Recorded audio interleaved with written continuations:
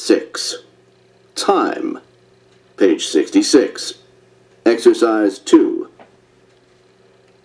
I have too many things to do today. My friends are coming over for dinner tonight. I need to make a to-do list and stop procrastinating.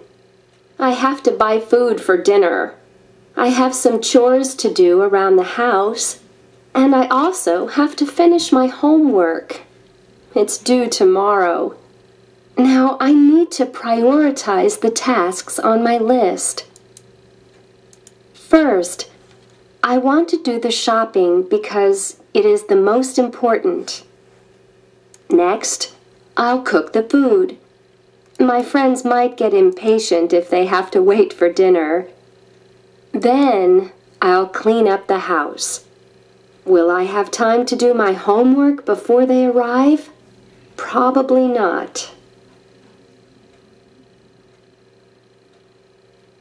Page 67. Exercise 5. Alicia, I don't know how you do it. Do what, Thomas? You always have time for everything. You do all of your work, and you still have time for other things, like going to the gym. How do you do it? Oh, that. Well, a few years ago, I took a class in time management. Before I took the class, I used to procrastinate a lot. Yeah, tell me about it. I procrastinate all of the time. Now I've learned to make to-do lists. When I have a lot of things to do, I make a list. I write down things I have to do and put the most important things first. In other words, I prioritize the tasks. I've tried that, but after I make the list, I usually lose it. I make my list on the computer. Then I print out a copy and put it on the wall near my desk.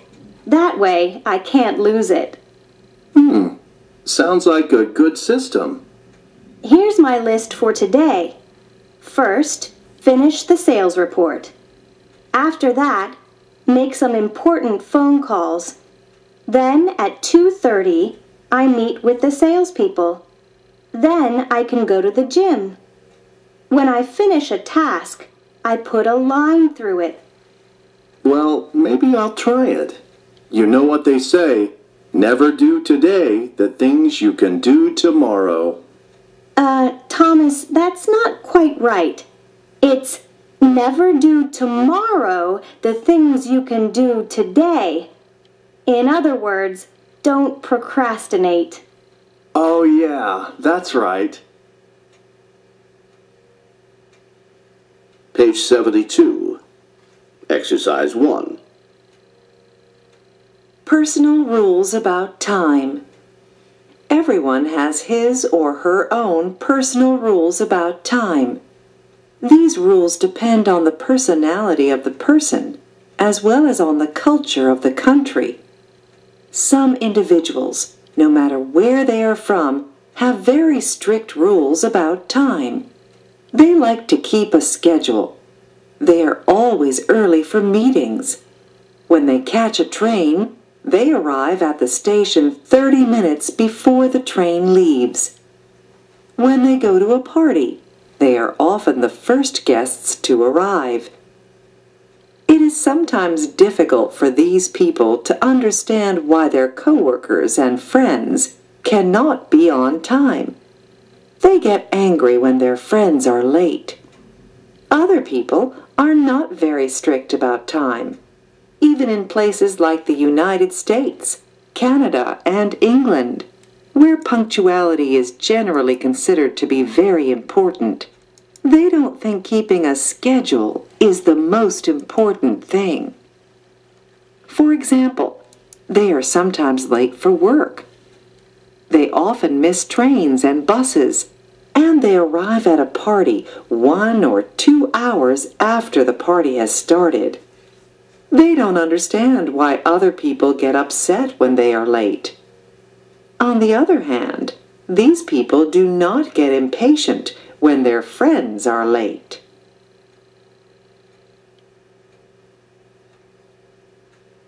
Unit 7. Shopping. Page 78. Exercise 1. Do you use your credit card a lot? Yes, all the time. I have 4 cards. Really? Isn't it difficult to pay them off? The interest rates are so high. I never charge more than $100 on each card. I'm thinking about buying a new refrigerator, but I can't afford it. Why don't you buy it on credit? You can pay for it later. I don't want to get into debt. We already have to pay off our car loan. Maybe you could look in the newspaper or online and find a used refrigerator. That's a good idea. Page 79. Exercise 4. Ernesto, look at this TV. It's beautiful. It's so big, 60 inches. I mean, that's like having a movie theater in your living room. And it's only $2,000. Only $2,000? Sarah, that's expensive. With the taxes and installation, that's about $2,500. We can't afford to spend $2,500 on a TV. Yes, but it says here we can get special financing for 3 years. Well, did you see this? The interest rate is 24%. That means we're going to pay almost $100 a month for 36 months. With that, the real cost of the TV is about $3,600. But Ernesto, we need a TV. Ours is very old, and I'm sure it's not going to last much longer. Oh, I agree. We need a new TV, but we don't need the most expensive one in the store. Look at this one. It's a nice TV. It's smaller, just 42 inches. But our living room is pretty small, too. It's only $550. We don't need such a large TV. Well, I guess you're right. I didn't think about the interest. Yeah, that's one of the problems with these things.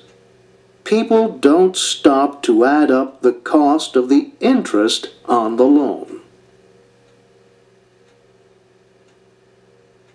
Page 84. Exercise 1. How many credit cards should you have? How many credit cards do you have in your wallet? Are you worried about getting into debt? Many Americans carry 4 or 5 credit cards, but others have more than 10. Is it a good idea to have so many credit cards?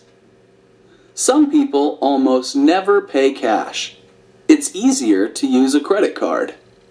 They use their credit cards for everything: food, clothes, gas, utility bills, and rent. However, when the bills arrive, people who have too many cards sometimes can't afford the minimum payments. It's also difficult to keep track of so many cards. It's not uncommon to have store credit cards. Some stores offer a 10 to 15% discount when you use their credit card. They also offer coupons and other discounts. But be careful. The interest rates on these cards can be very high. It's a good idea to use a store credit card at your favorite store if you shop there often. But you should pay off the account balance immediately. That way, you won't pay any interest. Debt counselors say that it's a good idea to have at least 2 cards. Use one card for everyday living expenses, and keep the other one for emergencies. They suggest choosing credit cards with low interest rates, keeping your account balance low, always trying to pay more than just the minimum payments, and having no more than 6 cards. Unit 8. Work. Page 90. Exercise 1. Marina is from Senegal and has been living in the United States for 1 year. She has been employed as a cashier in a pharmacy for about 6 months. She has several strengths as an employee. She is reliable and friendly. She also gets along well with her coworkers. She is taking business courses at night and wants to get a degree in hotel management. Last week, she applied for a job as a reservations clerk at a big hotel. In the future, she hopes to get a job as an assistant manager or a manager. Today, she got a call from the personnel manager asking her to come in for an interview. Marina is confident that she can do the job. She speaks English well, and she speaks French fluently. She knows how to use a computer, a copy machine, and a fax machine. But she can't work the night shift because of her business classes. Page 91. Exercise 5. Good morning, Geraldo. I'm Kim Lee, the personnel manager for the ABC Company. Good morning, Ms. Lee. It's nice to meet you. I see that you filled out the application for the position of building manager. I have a few questions. Could you please tell me a little about your background? Well, I was born in Argentina, but I've been living here in Canada since I was 12. I just finished my degree in electronic technology at the community college last year. What have you been doing since then? Well, I've been working part-time as a custodian in the building where I live, but I'd like to get a better job with more opportunities. I understand. Now tell me, what skills do you have for this job? Well, of course, my experience as a custodian will be useful. I'm also a licensed electrician and a plumber. Very good. And what personal strengths make you a good person for this job? Let's see. I'm hardworking, and also I'm a good people manager. I can work with different repair people and technicians to take care of the building. Yes, I'm glad you said that. It's very important to get along with people in this job. So, Geraldo, we have 1 or 2 other people to interview, but you are certainly qualified for the job. I'll get back to you soon, probably at the end of the week. Thank you, Ms. Lee. I appreciate the chance to interview for the job. Page 96. Exercise 1. Ivan's blog. Friday, March 6th. It's been a busy week. I've been learning a lot, and I'm excited about learning more. Thursday, March 5th. Today I was really tired. I almost fell asleep on the train coming home. I was too tired to cook dinner and fell asleep in front of the TV. This job is harder than I expected. I feel a bit depressed. Wednesday, March 4th. Today, I went to lunch with 2 of my coworkers. I think I'm starting to make friends here. They told me it's hard work. I'm worried about that, but I'm not going to give up. Tuesday, March 3rd. I've been trying very hard to talk to everyone here, because it's important to network. I'm not very confident yet, but I have been smiling at everyone and introducing myself. Most people are really friendly, but some are too serious, and they don't say much. Monday, March 2nd. The first day in my new job, All morning, I filled out forms for the Human Resources Department. In the afternoon, I met the other people on my team and learned how to use the copier. There's a lot to learn, but I'll try to be patient. Unit 9. Daily Living. Page 102. Exercise 1. Did you hear that someone broke into Arthur's car last night and stole his computer? That's terrible. Arthur's really upset. He uses that computer for work, and it has the names and addresses of his customers in it. What's he going to do? Well, the computer has a secret code in it. If the robber tries to use it, an alarm will go off and tell the police where it is. That's smart. By the way, did you hear that someone robbed the bank on South Street last week? There is so much crime in this neighborhood now. Page 103. Exercise 5.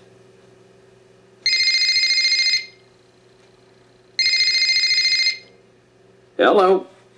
Hello, Mark. This is Miley. I'm calling because I'm going to be a little late for work today. I have to go down to the police station. To the police station? Why? What happened? Someone stole our car last night while I was shopping at the store. When I came out, I couldn't find the car. So I called the police. I'm so sorry. What are you going to do now? Well, the good news is that they've already found the car. I have to go down this morning to file a report. Wow, that is good news. How did they find it? When I gave the police the license plate number and the description of the car, they sent the information out right away. Then 2 police officers were driving down Lombard Avenue when they saw a car that fit my description. It was parked at the side of the road. There was no one in the car. That's very strange. What do they think happened? It was really lucky. The car was almost out of gas, but the robber or robbers didn't know that. So as they were driving down Lombard Avenue, the car suddenly stopped. It was out of gas. So I guess they just decided to leave it and run away. You were lucky. Anyway, don't worry about being late. We'll see you later. With your car. Thanks, Mark.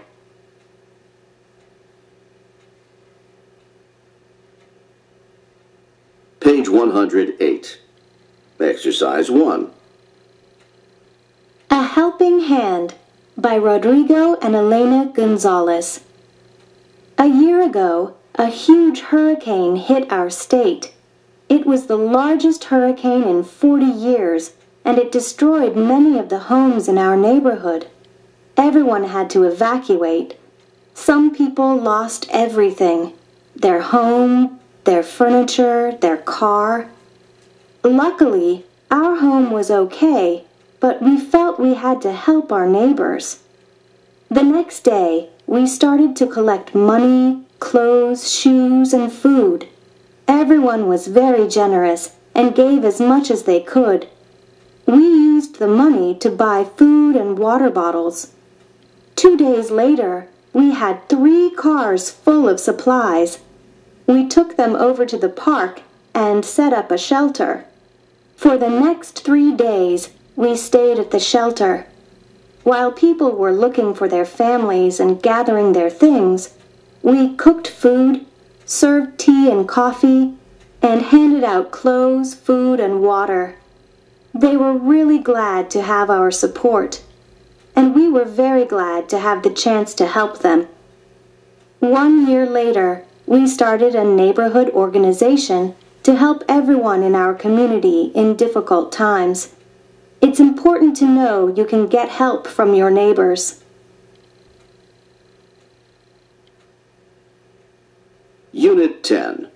Free Time. Page 114. Exercise 1. Fabiola has 3 days off next week. She wants to go on vacation.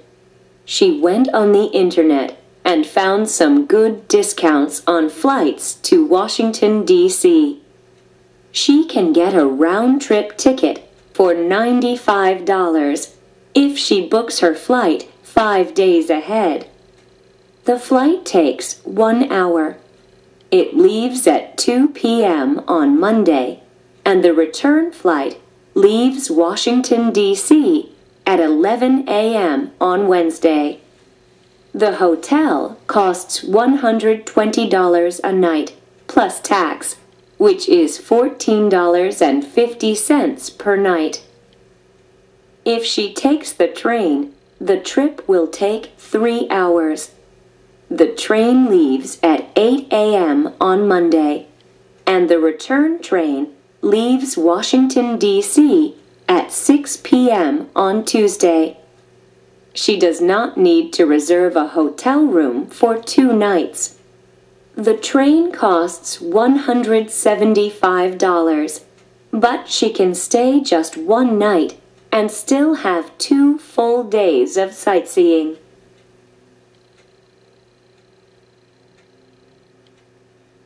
Page 115. Exercise 6. Oh, thanks for letting me know, Andrew. I'm going to call my wife now and tell her.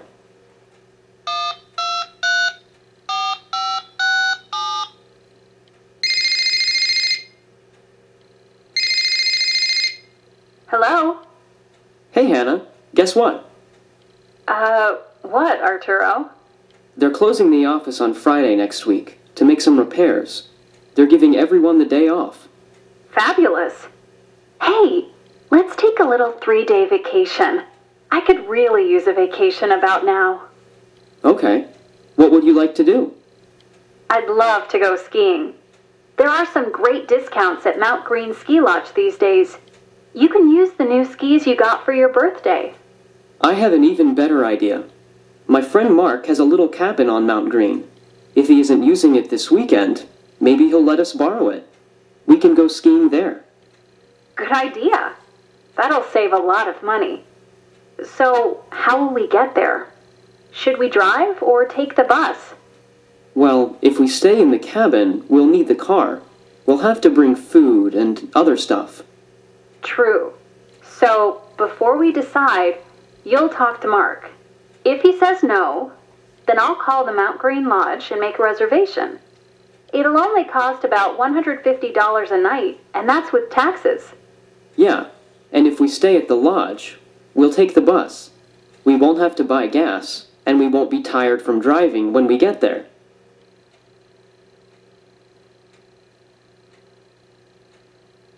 Page 118. Exercise 1. Sanjeet is planning a trip to Colorado. He has decided to make a list of things he needs to do before he leaves.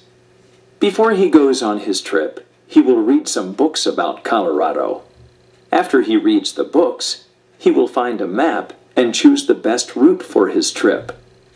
He will choose some campsites and make reservations before he leaves. On the day before he leaves, he will buy some food and first aid supplies. He will get some gas at the gas station, too. After he does all that, he will put his baggage into the car. Then he'll be ready for his trip. Page 120. Exercise 1. The Statue of Liberty. The Statue of Liberty is one of the most popular tourist sites in New York City and a symbol of freedom for many Americans. The statue is on Liberty Island in the middle of New York Harbor. The people of France gave the statue to the people of the United States in 1886 as a gift of friendship. Many people call the statue by its popular name, Lady Liberty. The statue is a woman wearing a long robe and a crown with 7 points. The points represent the 7 continents and 7 seas. She holds a flat piece of stone in her left hand and a burning torch high in her right hand. The stone has the date July 4th, 1776, the day of America's independence from Britain. There are 354 steps inside the statue and 25 windows in the crown. The 25 windows represent the 25 natural minerals of the earth. It takes a lot of work to keep the Statue of Liberty in good condition. Sometimes the statue is closed for repairs. At these times, visitors are still able to visit the island and tour the park, but they aren't allowed to go into the statue. When the Statue of Liberty is open, visitors can learn about the statue at the museum in the base of the statue. A limited number of people can get a pass and climb up into the crown. From there, they can see a wonderful view of New York Harbor and the city's skyline. To get to the Statue of Liberty, you must board a ferry. Private boats are not allowed to land on the island. It's a good idea to buy your tickets in advance, as the lines can be very long, and sometimes the tickets sell out. This is the end of the audio program. Thank you for listening.